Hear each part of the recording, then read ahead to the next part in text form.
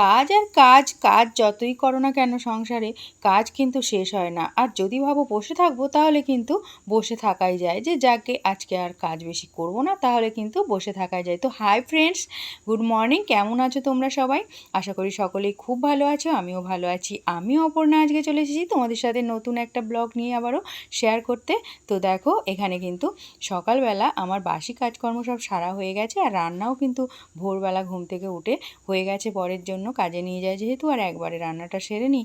আর দিন মানে বেশিরভাগ দিনটাই কিন্তু একটা আধটা তরকারি পরে আবার হয়ে থাকে, একটা দুটো। তো আজকে একটা তরকারি আবার করব পরে, তো চলো সেটা পরে শেয়ার করছি। এখন কিন্তু সকালবেলা আমি আজকে বেসিনটাকে একটু পরিষ্কার করে নিচ্ছি, কারণ ঘর মুছবো, তো ঘর মোছার আগে বেসিনটা একটু পরিষ্কার করে নিই, নাহলে এখানে জল এবার ভর্তি হয়ে যায়।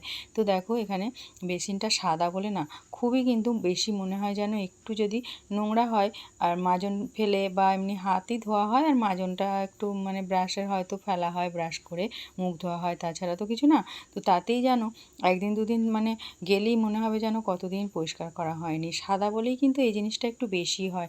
তো বেসিনটা খুব ভালো করে পরিষ্কার করে নিলাম, আর উপরে যে সাদা পাথরগুলো ছিল সেগুলো তো একটু যেন নোংরা নোংরা লাগছিলো, সেগুলোও পরিষ্কার করে নিয়েছি। আর আয়নাগুলোকেও কিন্তু আমি মুছে নিয়েছি ভালো করে একটু কলিং দিয়ে। তো চলো এখানে তারপরে বেসিনটা পরিষ্কার করে আসার পরে এখানে চলে এসেছি দেখো ঘর মুছতে। আর ঘরগুলো কিন্তু প্রতিদিন একটু বেলাতেই মোছা হয়, সকালবেলা উঠে কিন্তু তাড়াহুড়ো করে একদমই ঘর মোছা হয় না আমার কোনো দিনই। প্রতিদিন মানে ঘর মোছাটা আমার একটু বেলা হয়ে যায়, ঘরটা মুছেই আমি বেশিরভাগ দিন স্নানটা করি। তো তারপরে চলে এসেছিলাম, দেখো ছেলের ঘরের বিছানাটা কিন্তু আগে তুলে নিয়েছি, সেটা কিন্তু তোমাদের দেখানো হয়নি। আর আজকে ছেলের ঘরের লেপটা না নিচে বিছানার নিচেতে পেতে দিয়েছি। মানে এত রোজের ছেলে কি করে, ঘুমোয় গরমের মধ্যে ছটফট করে, আর লাথি মেরে মেরে না সব ফেলে দেয় নিচে, জানো তো, কম্বল লেপ। তো কম্বলটা আমি এখনও তুলিনি, কম্বলটা রয়েছে। আর এখানে কিন্তু ছেলে চলে এসছে, তো ছেলেকে একটুখানি খেতে দিয়ে এসছি। খেতে দিয়ে এসে আর তারপরে আমি এদিকে বললাম যে ঘরটা মুছে নি, মানে ঘরটা মুছছিলাম, ও চলে এলো বলে ঘরটা মুছতে মুছতে তখনই কিন্তু আবার হাত ধুয়ে ওকে আগে খেতে দিয়ে দিলাম। আসলে কালকে এনেছিল রুমালি রুটি আর চিলি চিকেন, তো সেগুলো ছিল খানিকটা রাত্রে, খাওয়া হয়নি বেশি, তো সেইগুলোই কিন্তু ওকে গরম করে দিয়ে দিলাম। তো এদিকে দেখো আমি কিন্তু সব গোটা ঘর বাড়িটাই মুছে নিয়েছি। ছেলের ঘর মোছার পর তারপরে কিন্তু আমাদের ঘরটাও মুছে নিয়েছি, রান্নাঘর আর সিঁড়িটাও মুছে নিয়েছি। তো সবটা আর ভিডিওতে দেখালে তোমরা আবার বেশি বড় হয়ে গেলে ভিডিও কিন্তু বিরক্ত বোধ করো অনেকেই।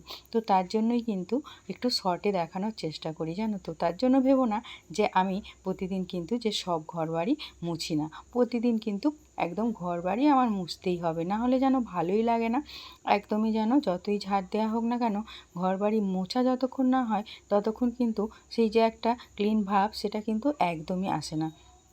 তো এখানে আমি এদিকে সিঁড়িগুলোও মুছে নিয়েছি, আর দুদিকে এই দিকটাও মুছে নিলাম, মানে রাউন্ড সিঁড়ি তো আমাদের, আর মাঝখান দিয়ে গাড়ি তোলার জন্য করেছিল। তো এখন তো আর গাড়ি তোলা হয় না, এখন বাইরের দিকে একটা চালা মতো করা হয়েছে, তার জন্যই কিন্তু দেখো এখানে কিন্তু আমি সেই যে তোলার এটা রয়েছে দুদিকে, সিঁড়িটা হয়ে গেছে, তার জন্য দু সাইডটাই কিন্তু ভালো করে মুছে নিয়েছি। তো মুছে নিয়ে আসার পরে এদিকে আমিও কিন্তু একটু খেতে বসে পড়লাম।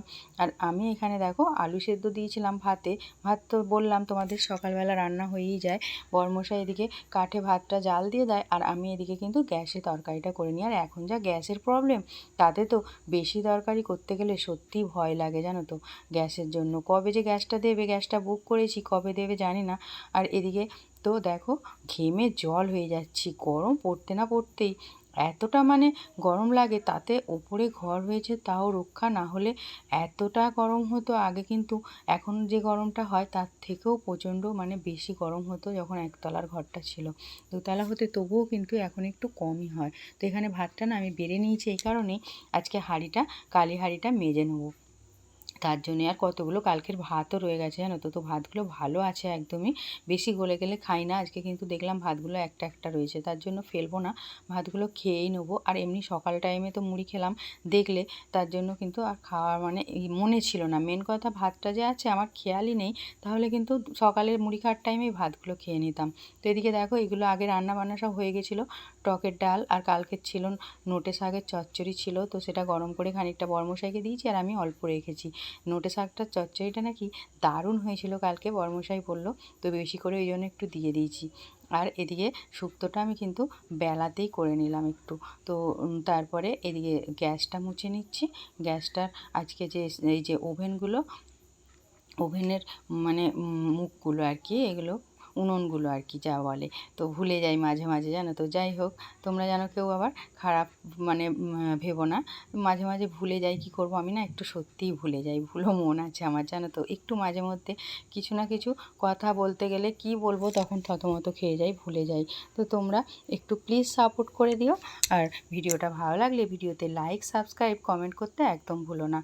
তো এখানে আমি যে বাসনগুলো ছিল রান্নার সেগুলোকেও নিয়ে নিয়েছি, কড়াই আর যে টুকটাক বাসনগুলো ছিল। আর আমি না মাঝে মধ্যে, যেহেতু ঘরে এখন বেসিন হয়েছে তার জন্য অনেকটাই সুবিধা হয়ে গেছে, বেসিনে কল যেহেতু, বেসিনটা যেমন তেমন, বেসিন তো আগেও ছিল, তখন বালতি করে জল নিয়ে বাসনটা ধুতাম যখন সাবমার্শাল করা হয়নি। তো এখন সাবমার্শালটা হয়ে গেছে বলে এখন কিন্তু খুবই সুবিধা হয়, জানো তো। রাত্রেও যে বাসন থাকে অনেক মেজে নিই, নাহলে সকালবেলা উঠে অত তাড়াহুড়ো করে সব বাসন মাজার সময় হয় না। আর এদিকে কিন্তু তারপরে যে এই যে মাঝে মধ্যে টিফিনের বাসন টুকটাক যেগুলো হয় না, সেগুলো কিন্তু মেজে নিই আমি এখানেই, খুব তাড়াতাড়ি হয়েও যায়।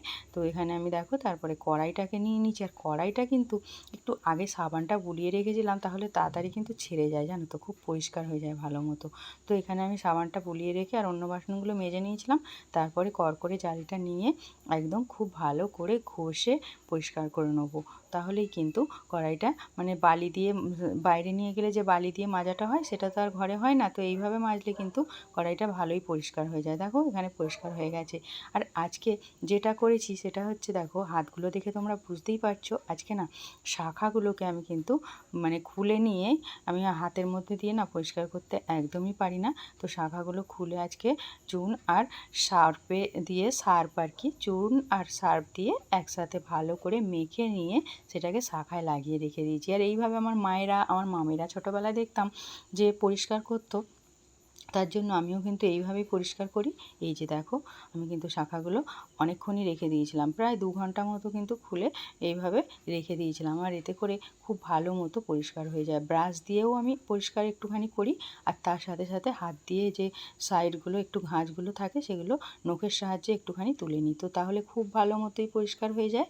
তো এখানে শাখাগুলো ভালো করে পরিষ্কার করে নিয়ে আমি পরে নিলাম। যতক্ষণ পর্যন্ত না শাখাগুলো পরতে পারছিলাম, তো ততক্ষণ যেন একদম ভালোই লাগছিল না। তারপরে শাখাগুলো পরিষ্কার করে নিয়ে স্নান করে দেখো চলে এসেছি কিন্তু পুজো করতে।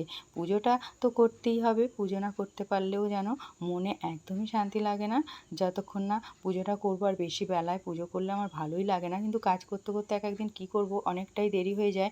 ভাবি যে কাজগুলো একবারে গুছিয়ে নিই, গরম যেহেতু, তারপরেই একটু স্নানটা করব। তো এখানে রান্নাবান্না তারপরে সেরে, সব কাজকর্ম করে স্নান সেরে আর পুজোটা করে নিয়ে দেখো ছেলে আর আমি খেতে বসে পড়েছি। বাই বাই, পরের দিন দেখা।